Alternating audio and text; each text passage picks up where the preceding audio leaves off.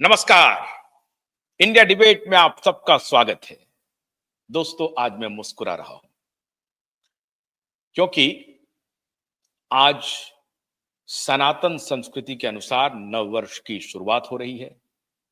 आप सभी दर्शकों को नववर्ष की हार्दिक शुभकामनाएं। नवरात्रि का आरंभ भी हो रहा है और मां दुर्गा, सरस्वती, लक्ष्मी, सारी शक्तियां, गायत्री, सारी शक्तियों का आशीर्वाद हम सबको मिलने वाला है। जो लोग सत्य और न्याय की लड़ाई लड़ रहे हैं उनके साथ होने वाला है और महिषासुर का दमन होने वाला है। इसलिए मुस्कुरा रहा हूं। कहते हैं तू डाल डाल, हम पात पात। तुम जितने षड्यंत्र करोगे तुम उतना ही फंसते जाओगे। तुम जितना झूठ बोलोगे तुम उलझते जाओगे। अपने लिए मकड़जाल बनाते चले जाओगे। तुम्हारा एक एक षड्यंत्र, तुम्हारा एक एक झूठा नैरेटिव हर दिन blow by blow, bit by bit एक एक झूठे नैरेटिव को एक्सपोज करने के लिए हम लोगों ने शपथ ले ली है। और आज मां भगवती की कृपा देखिए, क्यूवाइट के पास सीबीआई के वो सेक्रेट डॉक्यूमेंट्स आ गए हैं जो गुनहगारों के मुंह पर करारा तमाचा जड़ने जा रहा है और षड्यंत्रकारियों, भ्रष्टाचारियों को पूरी तरह से एक्सपोज करने जा रहा है। तो मैं स्वागत कर रहा हूं एडवोकेट नीलेश ओझा को और उन्हीं की जुबानी आप सुनेंगे कि सीबीआई के सीक्रेट डॉक्यूमेंट्स में क्या क्या है। आज पूरा देश देखेगा। कल से प्रायोजित मीडिया ने पैसे लेकर के, मुझे नहीं मालूम लिए हैं कि दोस्ती निभा रहे हैं, यह तो जांच का विषय होगा, लेकिन फर्जी रिपोर्ट सभी मीडिया संस्थानों में और एक खास एजेंसी ने उसे लीक किया। झूठा लीक। झूठा लीक क्या होता है और सच्चा सीक्रेट क्या होता है वो अभी हम बताएंगे। चरित्र हनन करने की कोशिश हुई। एक असहाय, एक निर्बल, दर दर भटक रहे अपने बेटी के लिए न्याय की मांग करते हुए पिता को भी इन वल्चर्स ने, इन भ्रष्टाचारियों ने, इन दुष्कर्मियों ने नहीं छोड़ा। इन्हें भी अपमानित करने की कोशिश की, इन्हें भी बदनाम करने की कोशिश की। उसके पहले हमारे कानूनी योद्धा को भी करने की कोशिश की गई, लेकिन सब के सब खेत रहे।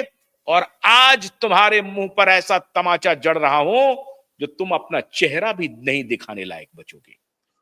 एडवोकेट नीलेश ओझा, शुरुआत कीजिए सीबीआई के उस सीक्रेट डॉक्यूमेंट्स का। और मैं दर्शकों से अनुरोध कर रहा हूं कि इस वीडियो को अधिक से अधिक शेयर कीजिए। और एसएसआर वॉरियर, मैंने पहले भी आपको कहा है कि हम जो कुछ भी दिखा रहे हैं, नीलेश ओझा जो कुछ भी आपको बता रहे हैं, वो तो 5% है।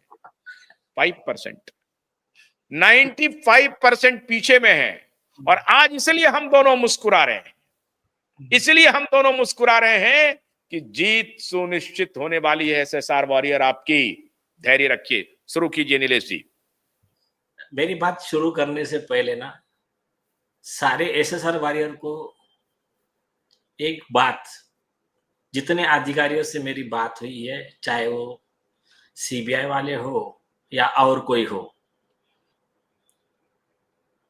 दिशा का केस खुला, सुशांत सिंह राजपूत का केस सॉल्व। आप सिर्फ अभी आप एक देख लीजिए, मैं जो सीबीआई फाइल के कुछ पार्ट बता रहा हूं, लेकिन आप देख लेना और आप एक काम कीजिए, बस दिशा के केस के जस्टिस के लिए ज्यादा से ज्यादा सोशल मीडिया इधर ज्यादा से ज्यादा आवाज उठाइए। माहौल तो पूरे देश में बन गया है। ये लड़ाई एक रईसजादे, अमीर, पावरफुल सत्ताधारी जो मतलब पावरफुल लोग, उनके खिलाफ एक कॉमन मैन, एक मतलब गरीब व्यक्ति की बेटी जिसका रेप होता है, अत्याचार होता है, सामूहिक अत्याचार होता है और उसका खून होता है, उसकी लड़ाई है और एक कॉमन मैन की लड़ाई है ईश्वर के आशीर्वाद से। और मैं मेरी पूजा के बाद में मैं दो लोगों का आशीर्वाद लेता हूं, दो फोटो खास करके। एक है छत्रपति शिवाजी महाराज और दूसरे है डॉक्टर बाबा साहेब आंबेडकर।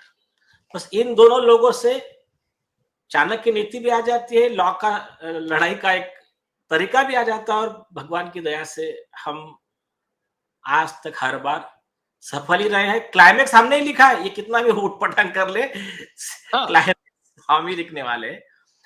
अभी और एक बात आप गौर कर लीजिए, ये जितने फड़फड़ा रहे हैं, जितना झूठ ला रहे हैं, तो समझ लीजिए कि कितना बड़ा पिटारा खुलने वाला है। बिल्कुल, तो अभी ये ठीक है। घबरा रहे हैं, ये घबरा रहे हैं, रोज फर्जी रिपोर्ट पेश करवा रहे हैं। दिशा के पिता ने ये कर दिया, दिशा डिप्रेशन में थी क्योंकि पिता का कोई अफेयर था। देखिए ये किस निकृष्टतम तक ये गिर सकते हैं, निकृष्टतम तक। और आज में असत्य हिंदी वालों निशाने पर हो, कोई बचेगा नहीं, चिंता मत करो, आ रहे हैं। हाँ, तो अभी ये दिखाने से पहले अभी देखिए इन्होंने नैरेटिव क्या किया और इनका झूठ का पुलिंदा कैसा बाहर आता है। देखिए सबसे पहली चीज इन्होंने क्या किया, पहले बोले क्या है, कुछ हुआ ही नहीं उसमें, फालतू का बदनाम कर रहे।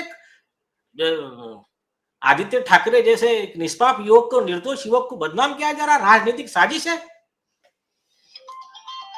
उसके बाद में फिर आया कि दिशा के पिता को ले जाओ, इनकी साइन लो और जो आवाज उठा रहे उनके ऊपर केसेस करना चालू करो, मीडिया मैनेज करो, नैरेटिव चलाओ।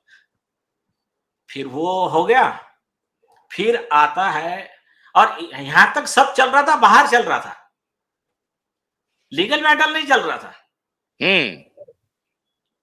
अब हम तो बाबा साहब को मानने वाले लोग हैं ना, हम तो संविधान लेके लॉ के हिसाब से लड़ेंगे ना। फिर हम पहली बार सिटीजन कोर्ट आया और हमने पीआईएल लगाया, supreme court and high court litigant association की तरफ से।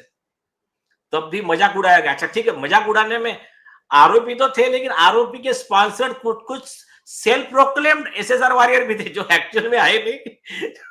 उनको भी नहीं, और कुछ लोगों को सही में डाउट हुआ कि क्या ये कर रहे नहीं कर रहे, लेकिन जो थे वो आज भी अपने निशाने पर है, उनका वो भी एक्सपोज हो गए बाद में। लेकिन छोड़ दीजिए, कोई प्रॉब्लम नहीं, अपने को अभी अपने पास में समय ही नहीं हो उस विषय में डिस्कस करने। फिर एक एप्लीकेशन जाता है अपना, एक पॉइंट जाता है, धार से भागते हुए बिल से बाहर आता है, आदित्य ठाकरे कोर्ट पहुंचता है, एफिडेविट फाइल करता है, इंटरवेंशन फाइल करता है। तब लोगों को समझ में आ गया, नहीं इनकी बात में कुछ तो दम है। फिर मैनेजमेंट शुरू होता है कि वो मैटर लगने ही नहीं पाए बोर्ड पे, और बोर्ड पे आया तो उसकी सुनवाई ना होने पाए, इसलिए मैनेज किया जाता है उस समय के बॉम्बे हाईकोर्ट के चीफ जस्टिस देवेंद्र उपाध्याय को। उसके करप्शन के प्रूफ के साथ माननीय राष्ट्रपति जी के पास केस दायर करके हमने प्रोसिक्यूशन की अनुमति ले ली है। इसमें जल्द ही उनके खिलाफ केस फाइल होगा। ये बात थोड़ा बाजू में, जब सीबीआई इन्वेस्टिगेशन होगा उसमें ये भी आएगा। अब आता है नेक्स्ट पड़ाव, अपने दिए गए कुछ एविडेंस के बेस पे सरकार मजबूर हो जाती है एसआईटी की घोषणा करने के लिए। 11